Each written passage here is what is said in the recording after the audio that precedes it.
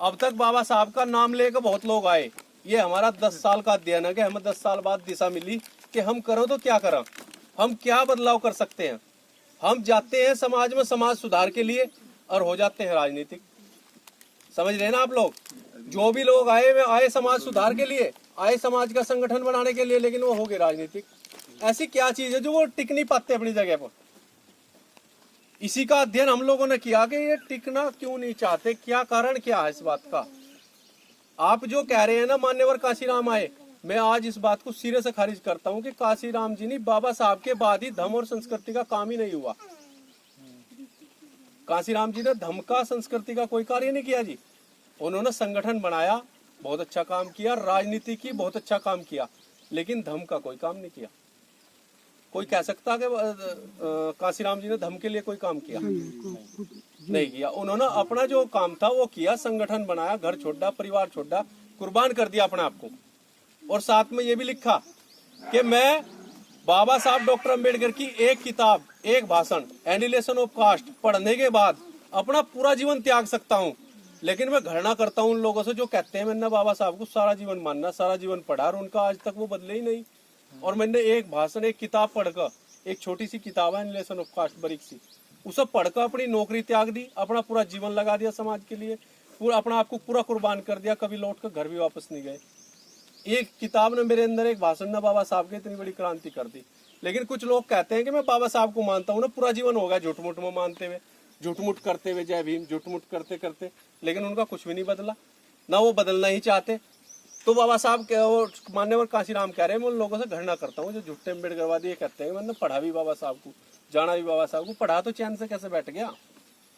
चैन से बैठ गया तो तेरे अंदर दोष है, फिर बहुत बड़े दोष है, तू लाभ लेना चाह रहा कहीं ना कहीं बाबा साहब का। और ये बात बड़े दावे के साथ कहता हूँ कि बाबा साहब के चले जाने के बाद हमारा धर्म, संस्कृति, संस्कार, सभ्यता सब वहीं की वहीं रुकी हुई है। उसके बाद वो कार्य नहीं हुआ। हमारा कोई भी व्यक्ति आया, उसने समाज में जय भीम का नारा बुलंद किया, रविदास जी का किया, तथागत बुद्ध का किया, लेकिन उनका कारवां चलाने की कोशिश कभी नहीं की। उन्हें पता था, कुछ लोग कहते हैं भाई मैं तो SC ST OBC माइनॉरिटी सबको इकट्ठे कर रहा हूँ। क्या SC ST OBC माइनॉरिटीज आपकी होगी? क्या कभी होगी आपकी? नहीं होगी। वो आपके अंदर भ्रम है कि हाँ वो ये बात वो ही कहेगा जिसे राजनीति करने का। SC ST OBC सारों को इकट्ठे करके चल रहा है जी। मैं तो साथ में क्या करेगा भाई इनका सारों को इकट्ठा करके? SC ST OBC माइनॉरिटी में बहुत सारे लोग हैं, सरदार भी हैं, क्रिश्चियन भी हैं, मुस्लिम भी हैं, सारे लोग हैं, पारसी भी हैं, यहूदी भी हैं, है जी। लेकिन वे थोड़ी संख्या में होते हुए भी उनका इस देश में वजूद है। आपका क्या वजूद है भाई? आपका क्या वजूद है? कुछ भी वजूद नहीं है। आपका कोई धर्म ग्रंथ, कोई भी हमारे समाज में खड़ा होकर बता दो कि मेरा धर्म ग्रंथ ये है, कोई धर्म ग्रंथ नहीं है।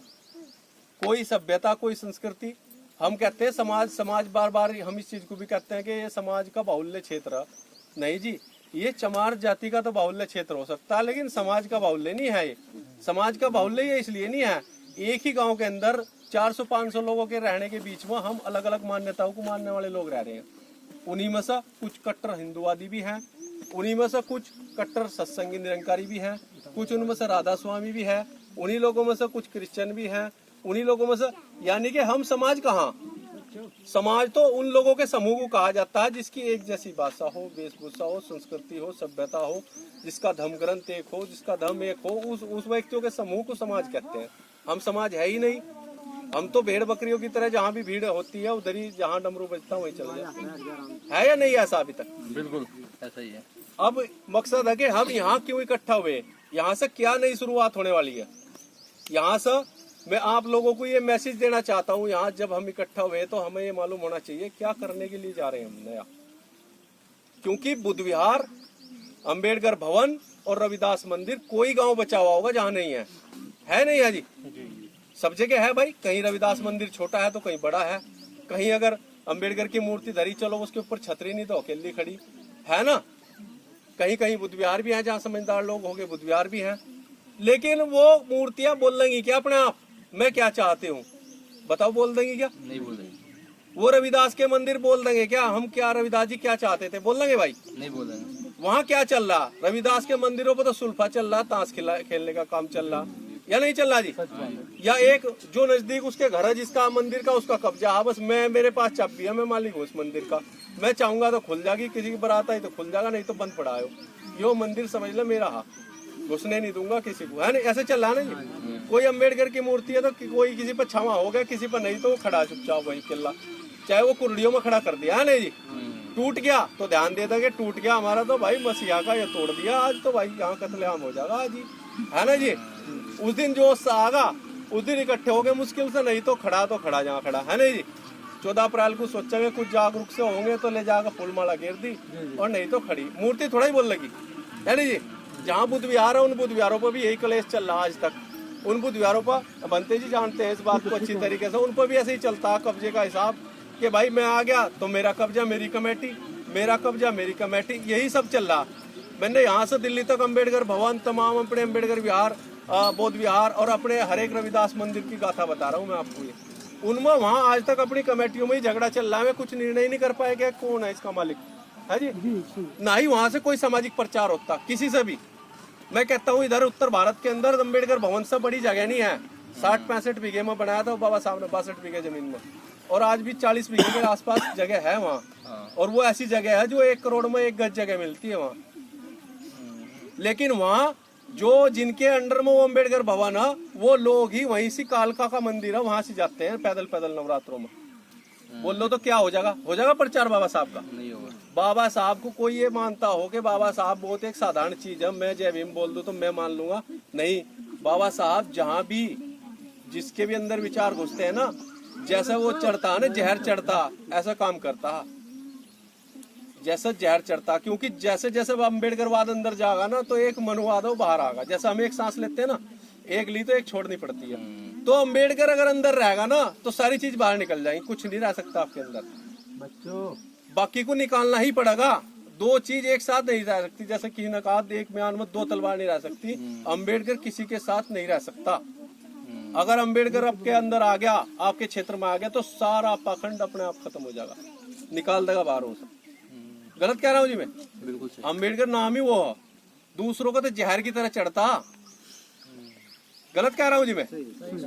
राजनेता की हिम्मत, राजनेता में भारत के, मेरी वीडियो बनाओ आप, पूरे वायरल करो, मैं भारत के प्रत्येक राजनेता की बात कहता हूँ। आज तक हमारे समाज में माई का लाल कोई नेता पैदा नहीं हुआ जो बाबा साहब की 22 प्रतिज्ञाएं मंच से बोल सका हो। बताओ बोल रहा किसी ना? नहीं सुनी है? नहीं। तो वह कैसे अम्बेडकरवादी है भाई? कैसे मान लोगे उन्हें अम्बेडकरवादी है? मान लोगे उन्हें? नहीं मानो। किसी कोई नेता माई का लाल पैदा नहीं हुआ जो 22 प्रतिज्ञाओं को खुले मंच से दिल्ली के अंदर खड़ा होकर बोलता या पार्लियामेंट में बोलता। लेकिन बाबा साहब पर माला सब चढ़ाते हैं। तो ये बाबा साहब की तो खंजर घोंप रहे कि विचार मानना नहीं, माला जरूर चढ़ानी है। माला इसलिए चढ़ानी है कि करोड़ों लोगों का विश्वास है बाबा साहब के ऊपर, लेकिन बात उसकी माननी नहीं। ब्राह्मण भी यही चाहता था, मनुवादी भी यही चाहते थे कि ये इसे इन्हें पूजना शुरू कर दा। जैसे रविदास जी को इन्होंने भगवान बना दिया, वो थे तो मुक्ति, इन्होंने बना दिया उन्हें भक्ति का, वो है ना जी थे वो मुक्ति के आंदोलन, उनका भक्ति का आंदोलन बना दिया पूरा का पूरा कि इन पर प्रसाद चढ़ेगा, फूल चढ़ेगा। रविदास जी तो बहुत क्रांतिकारी संत हुए, उन्होंने तो पूरे मनुवाद से, पूरे जातिवाद पाखंड से, ऊंच नीच कितनी होगी उस समय जब पैदा हुए होंगे 650 साल पहले, उन्होंने सबसे लोहा लिया। और लोहा लेने के बाद क्रांति की, यहाँ से राजस्थान, गुजरात, पता नहीं कहाँ तक संत रविदास जी ने पैदल घूम घूम कर प्रचार किया, समाज को जगाया। और रविदास जी को दिखा रखा है जुत्ती गांठता है कि एक ठेप पर बैठे जुत्ती गांठ रहे थे, तो धोखा नहीं आए। अगर इस दुनिया में कोई सबसे बड़ा घोटाला है, सबसे बड़ा वो है, तो वो इतिहास का घोटाला है। जिस समाज का इतिहास मिटा दिया जा, उस समाज की पूरा का पूरा सिस्टम खत्म।